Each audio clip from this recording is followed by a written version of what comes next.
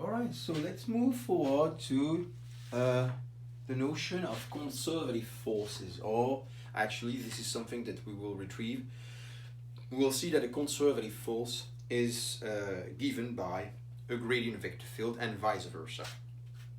What is the setting? Let me quickly remind you what do I mean by gradient.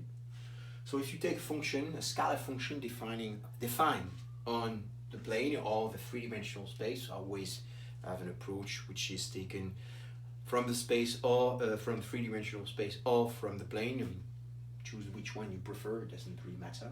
The gradient in standard coordinate write like this. It's just the partial derivative of f with respect to the coordinate x, y, and z. But pay attention, the gradient in, for example, and not limited to, in polar coordinate, in cylindrical coordinate, and in spherical coordinate will not be like this. Not that easy. However, the intrinsic definition of the gradient says that if you take an infinitesimal change in the position, dr, which is half coordinate dx, dy, dz in the standard coordinate, we always have the gradient of f dot dr coincide with, therefore, the differential of f, that is df over the dx times this little dx, df over the dy times dy, plus df over dz times this little dz. The thing is, in other coordinate system, dr doesn't write d theta, d phi, dr. It's a little bit more complicated to express an infinitesimal path into a spherical or in cylindrical coordinate. This is not that. This is not the subject actually of calculus 3. We don't want to do that, to change coordinate for the gradient. But there is one thing that we should know is this theorem. So suppose that we have a curve defined on R2 and R3. So it goes from this point C of A to C of B, and you are considering the work of the gradient of f, so that vector field in other words, of the curve C. So what we also call it, as you know, the line integral of a vector field gradient of f over C, and of course with respect to the arc length variable. It's always like this. Another way to call this, we call the circulation of the force over the curve. That is also another word we use instead of the work. Well, okay, so these things, this is something that we already have expressed before. We know how to, at least to compute in, let's say, in coordinate. I'm not saying that we are capable of integrating everything, but at least we know what it means. Well, in the case where the force is a gradient, it is sufficient to take the difference of f at the bounds of the curve. And that means in particular that if I take another curve going from C of A to C of B, this will mean that it doesn't depend upon the choice of the path I'm following. As long as the first point and the last point are the same, this is going to give me the same result. I will mention another consequence of this theorem is that if you integrate now from a closed curve, that is where C of A and C of B are the same,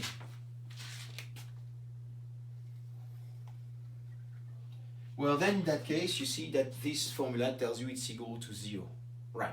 So it goes in one sense. So if the function is a gradient, you automatically have this property, and therefore the circulation of the gradient of f or the closed curve is always vanishing.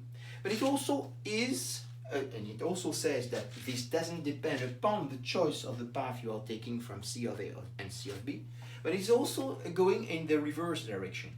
If you have a force for which the circulation of this force along the path is always 0 as long as the path is closed, that means that this path is, that means that this force is a conservative field. Well, actually I'm cheating a bit. I need to assume that the space is simply connected. I will talk about that later. Alright.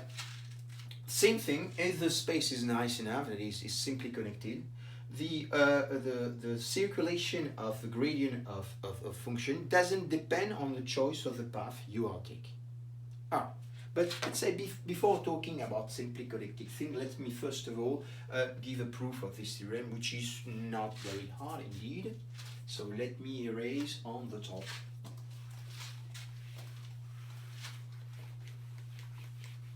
Alright, so the proof actually is pretty much included in the things that I just had erased. What is the circulation of the C of gradient of f evaluated at a point P on the curve dr? By definition, this is nothing else than the integral over C of the following form, df of P, which is nothing else than, and I haven't forgotten any Darboux element, that's my Darboux element, so this is nothing else than df over dx at P dx plus df over dy plus df over dz dz, still over the curve. So this is of course evaluated at points P on the curve. You know what? From this point, I know that the sum of those little the sum of those differential, this is nothing else than f at the ending point minus f at the starting point. If you don't feel comfortable with this vision of differential, just look at this writing here. What does it give us? This is going to be the sum of df over dx of x dot, of x of t, yt, zt, times x dot, plus df over dy at x of t, yt, zt, times y dot, plus df over dz, times x of t, y of t, z of t, z dot, everything multiplied by dt.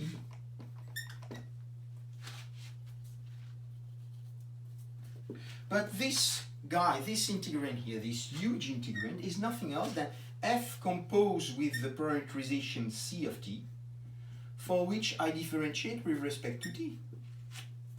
That's exactly the same thing. Just want to make sure that you can see everything in the video. Yes, you can. It's just another way to use the chain rule. So if you integrate over the curve C, the derivative of something, well, this is nothing else than f composed with C at B minus f composed with C at A, and this is precisely what I said here, just by using the classical first fundamental theorem of calculus, nothing else. Okay, so I want to state a couple of theorems that I would not prove, because it's not really the center of gravity of calculus 3. But I want to state them, and but they are definitively true, right? So the first theorem,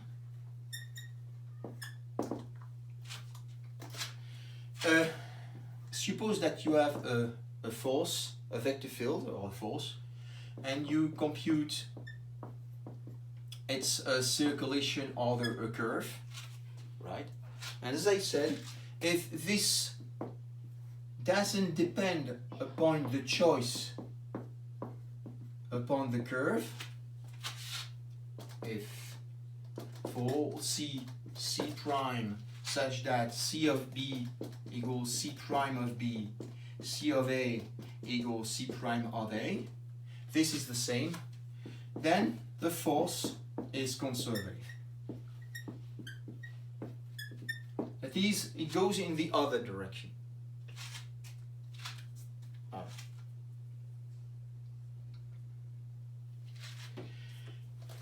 Now, let me state another theorem. So first of all, I need to define, I need to give one definition that well, to be honest with you, it's not really crucial in the spirit of Calculus 3, but it has some importance when we look at problems in physics and chemistry. Some sets are not what we call simply connected. What is a simply connected? So let's say A included in R2 or R3, it doesn't really matter per se, is simply connected.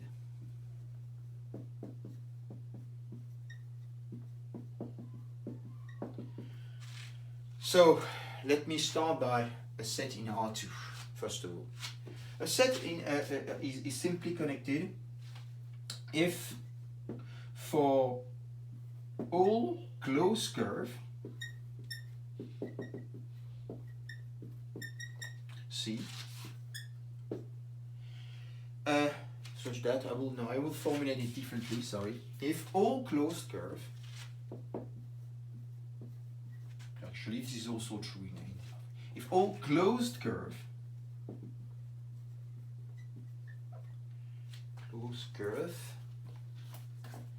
bound a disk.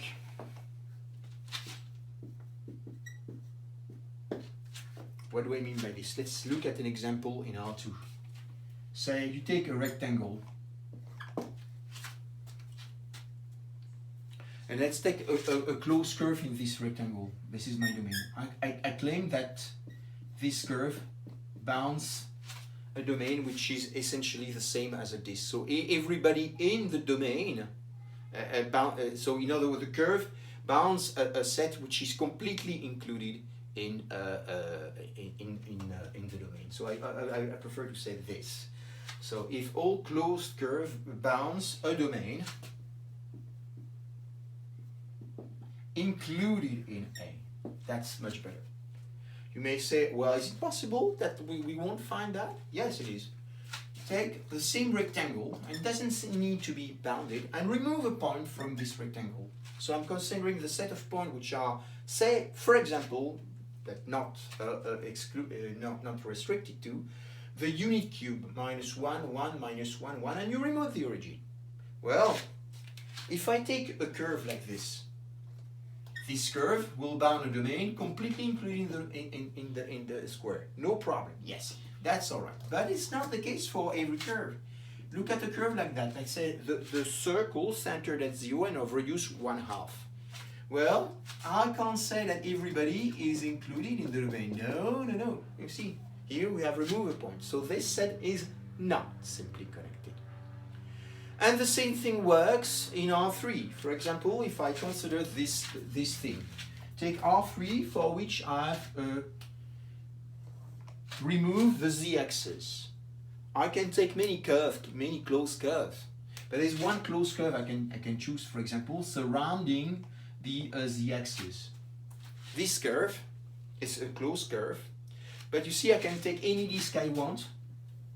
All the disk is going to be, they're going to have a hole in it. So those curves will probably bound a bunch of disk in the three-dimensional space, but what I'm saying is that the z-axis need to cross this surface. And since the z-axis is not here in the set I consider in the first place, that set cannot be simply connected. So essentially you have the right to believe that in the two-dimensional setting, a non-simply connected set is a set where have holes in somewhere, right?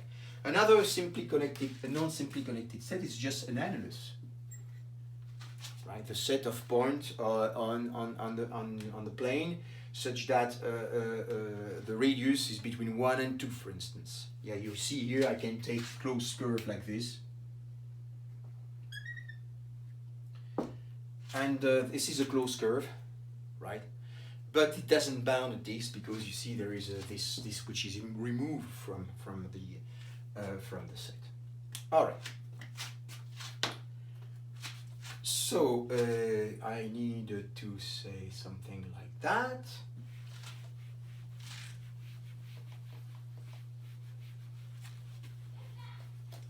So the theorem now is the following one.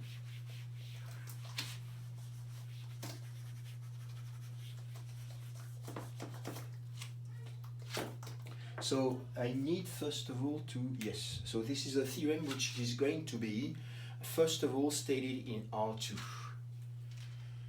Assume we have a field from a domain D in R2 and takes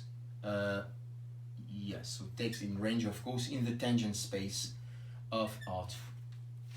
So at a point x, y, I associate a field f1 of xy, f2 of xy.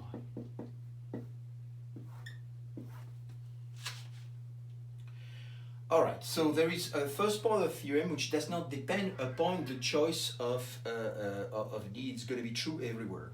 So the gradient of f equal the gradient of a function f.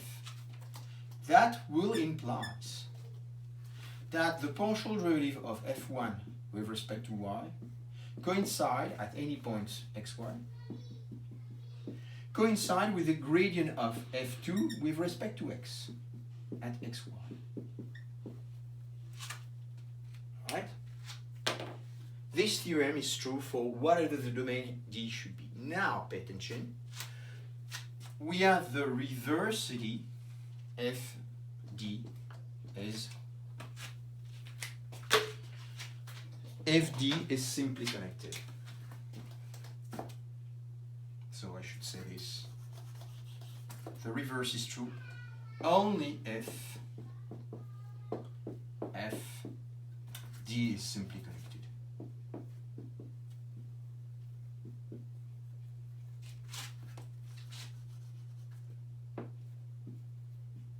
There are actually some examples in the book, which I don't want to insist too much because it's not really, again, as I said, the center of interest for Calculus 3, but it's important to know that we can construct, and you can verify this, fields on the plane which satisfy this property, clearly, but they are not conservative because the consideration, indeed, is not simply connected.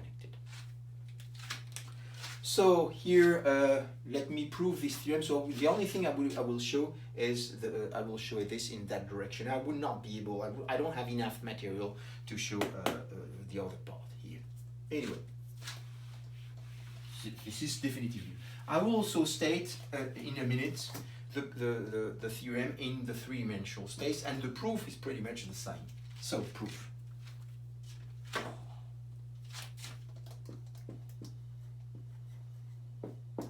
So assume f is the gradient of a vector field. Well, that means that f writes partial derivative of f with respect to x, partial derivative with f with respect to y in a vector. So it expressed, of course, at x, y, z. So that means that is f1 of xy and f2 of xy. Well, but now we have Clairaut's theorem says that the partial of the derivative with respect to this quantity with respect to y should be equal to the partial derivative of this with respect to x. Well, I'm assuming, of course, the field here, I forgot to say, the field is a smooth field. It means that all the components f1 and f2 are at least let's say twice differentiable with respect to x and y, and all the partial derivatives are continuous. You have, again, you guys don't have to worry, this condition is always fulfilled. There was a time in Calculus 3 when we were there was a time, let's say, decades ago when we were teaching Calculus 3, we were asking students to find a counterexample of Clairaut's theorem in such a way that it was not true. That's not an easy thing to do. This example are not asked any longer. Again, they are not really in the spirit of Calculus 3. My philosophy for teaching Calculus 3 is that you should know, guys, the theory, how to compute, and the reason why the theory holds should come afterwards. Right. Well, then you see, writing this means that precisely the partial derivative of this guy with respect to y should coincide with the partial derivative of f2 with respect to x. So this theorem is perfectly valid in that direction. Again, you can reconstruct the proof in the other direction, but you need to make sure that when you go, the idea is that when you go from a path from one point to the other, all the path that could include this guy in a rectangle, right, are included in the domain. And in the case where the set is not simply connected, it may fail to be true. That's the reason. I don't want to give the proof of this theorem in the reverse direction, because we won't be using it. Now the theorem is also true when I look at function, when I look at the vector field defined in R3. So we have a third component, but now it's a little bit more complicated. So let me erase everything. And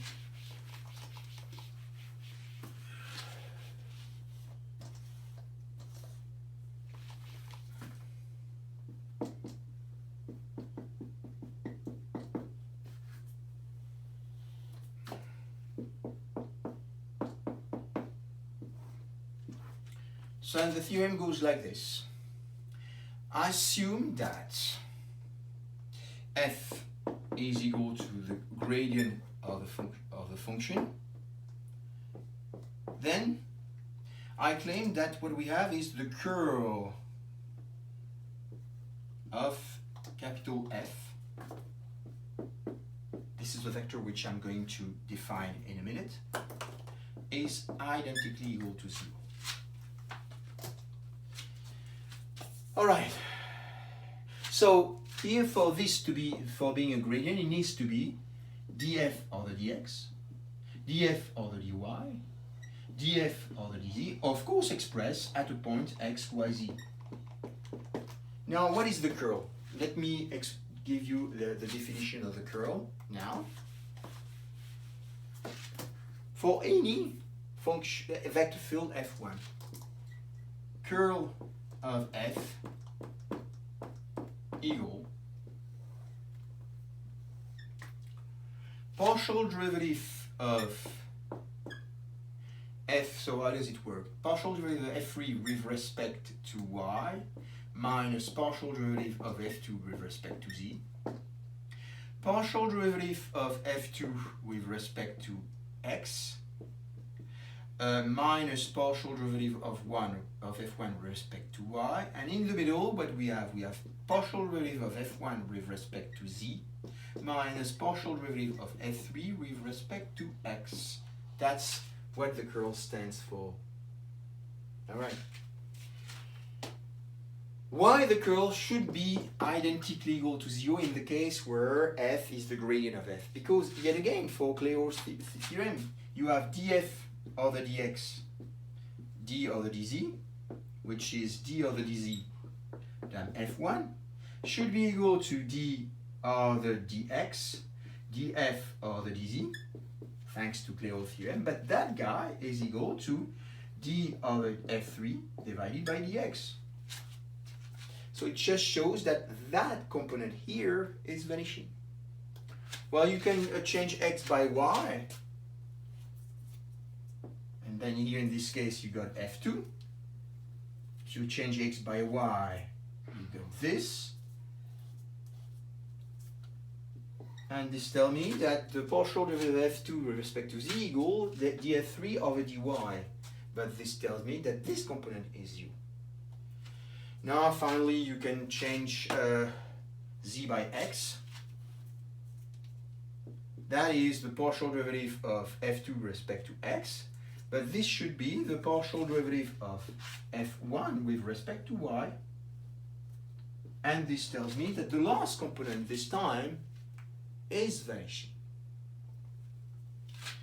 All right, so now we can ask ourselves, okay, so that's a beautiful theory. So essentially it tells you, more or less modulo the fact that the domain is simply connected or not. Let's say and assume that we're gonna work on simply connected domain all the time. It tells you that if a force is conservative, if it is a gradient, that means the same thing. The circulation of this force doesn't depend on the choice of the path, as long as the path I take are given endpoints, in other words. So if C of A and C of B are given, whatever the path you take, it is the same. Great, that's wonderful. Now That will help me a lot to compute the circulation of the force if I know in the first place that the force is conservative. When do I know that the force is conservative? All right, so let's see some example. So that criteria, the curl per se equals 0, is a way to say that the force is conservative. So we don't necessarily need to talk about the curl. The curl will be quite crucial later on when we're going to talk about Stokes' theorem. But the only thing you have to check is that the cross derivative are the same. That's all. So let's look at an example from the book to see if a force could be conservative. And if it is conservative, can we find the function little f in such a way that the gradient of little f will be equal to capital F? So let's see what we have.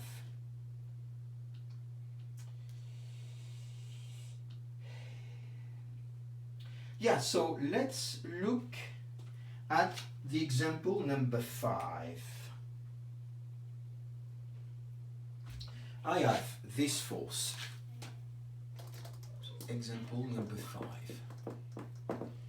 F of x, y, z writes like this. Y squared 2xy plus exponential of 3z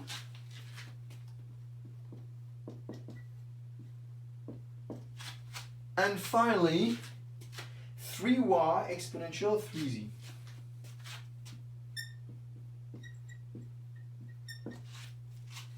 Alright, so is this force conservative? Well, okay, so no mistake, huh? This is F1, F2, F3. I don't want to express the dependence of F1, F2, F3 with respect to x and y, z, but they are implicit. So what is df1 over dy? df1 over dy is equal to 2y. What is df1 and what is df2 over dx? Well, df2 over dx is the derivative of this with respect to x. Is give me 2y. Well, that's the same. Yes. So at least the third component of the curl of f is 0.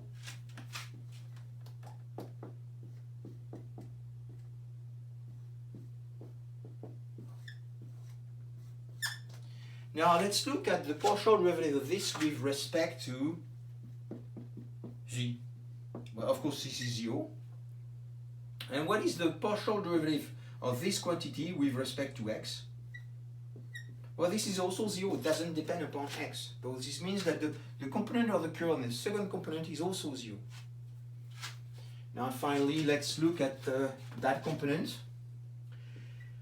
df2 divided by dz. What is it? This is 3 exponential 3z.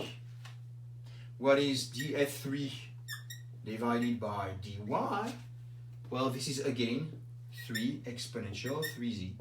Those two things are the same. So the curl here is really equal to 0. So that force is really a gradient vector, let's say, really satisfy this criteria. The curl of f is equal to 0. Is it a gradient? Yes, it is, because the entire field can be defined everywhere on the entire space. The entire space is simply connected, so it should be equal to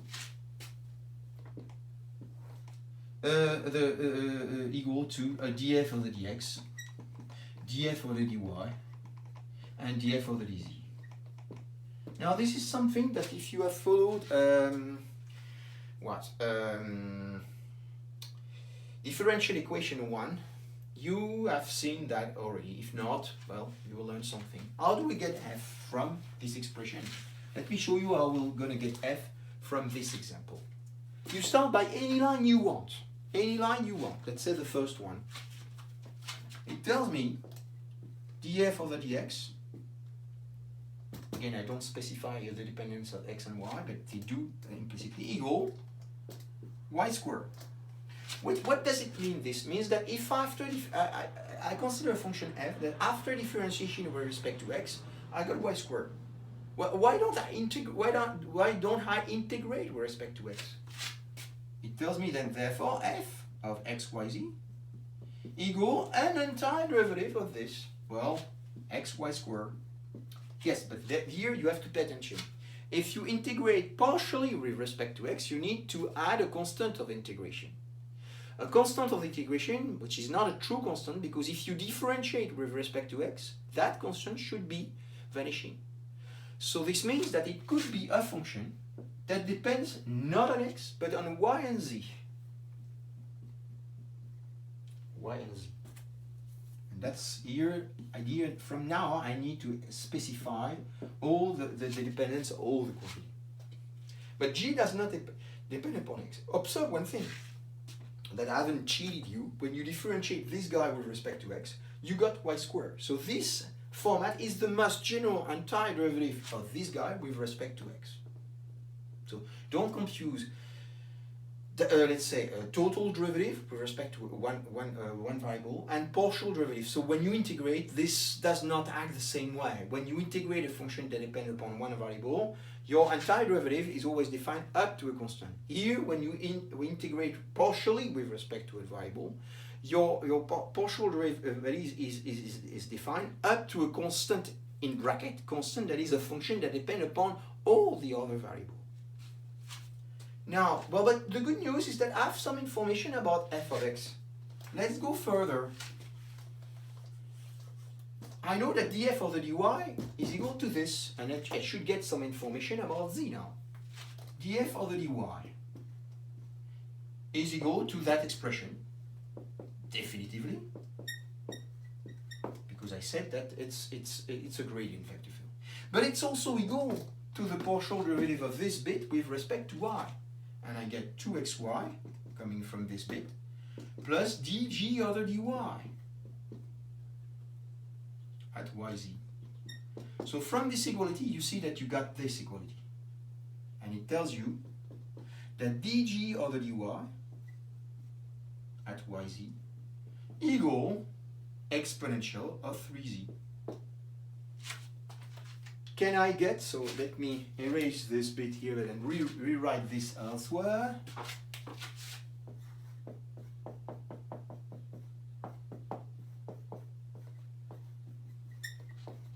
So I should not forget this, because this is almost my final answer. The only thing I need to know is what is g. Well, the information about g is this one. If you differentiate g with respect to y, this is what you get. Well, yet again, let's integrate g with respect to y.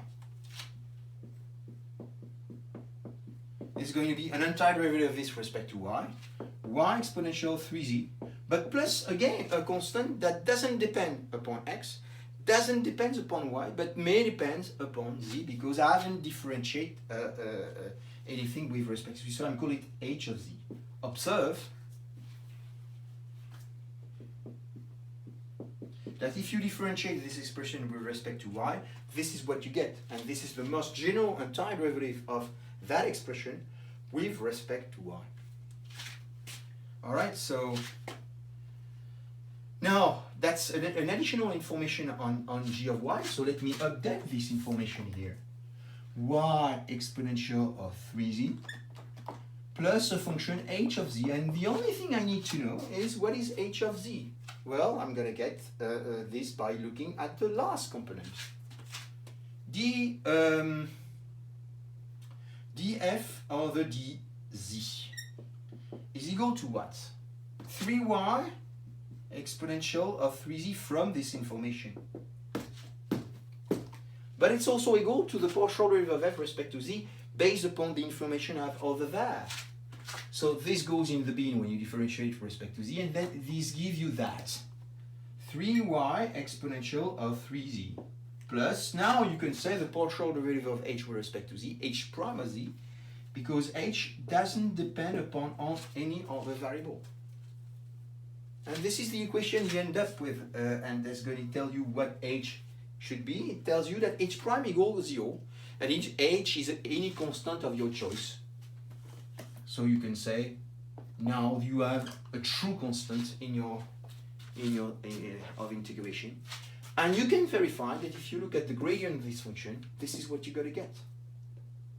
All right. Again, I was able to find out, let's say, pretty much, if you want to say an entire derivative, I will say a gradient function f, little f, because the domain on which I'm integrating it, it's quite remarkable that it has to do it has to do something with the domain and not only the expression of the map. It's because the domain on which I can compute everything is simply connected. All right, so I like to illustrate all these things, all those discussions with one example taken from the book. So give me a minute.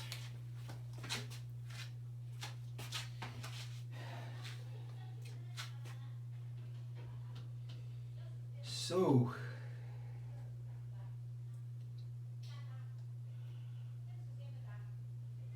all right, so let's do exercise 12 on 16.3.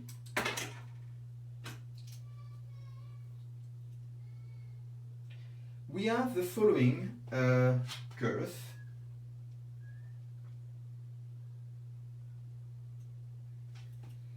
The following force, first of all. So 12 on 16.3. F of xy equal, so it's in R2, so it's pretty much the same. 3 plus 2xy squared. And 2x squared y. We want to find the first thing they ask to show. It's find f such that the gradient of f equal f. And then after that, they ask you to compute the line integral of the vector field f. So we can express this by means of dr or TDS, it's the same, right? Or the C, where C is the hyperbola with equation what's y equal 1 over x from 1 to 1 to 4 1/4.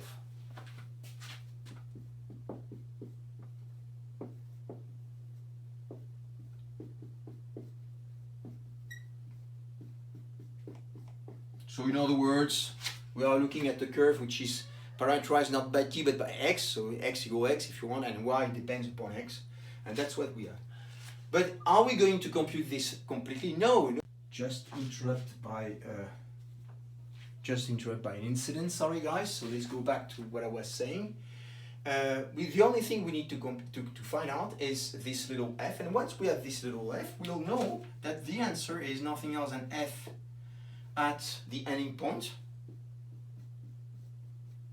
minus f at the first point, and that's it. As an exercise, you can of course retrieve this computation directly by computing directly this guy and verify that it matches this thing. Now let's try to find little f. I did it for in R3, in R2 that it's also quite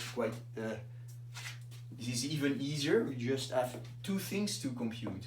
This should be df or the dx or df or the dy. So the first thing you want to do is to verify that the cross derivative are the same. Is d3 dx squared or the dy equal the same as dx squared y or the dx? That's the question. Well, yes it is, because if you differentiate this with respect to y, you got a 4xy, and you get again a 4xy here. So yes, it satisfies the cross derivative. So here what we have is df1 over dy equal df2 over dx. So in other words, you could say that this is, I expand the vector field in a high dimension by putting a 0 here and looking at the curl of this expression. Well, the curl of this expression would give you here df1 over dy minus df2 over dx in the third component, up to a minus sign. We don't care about that.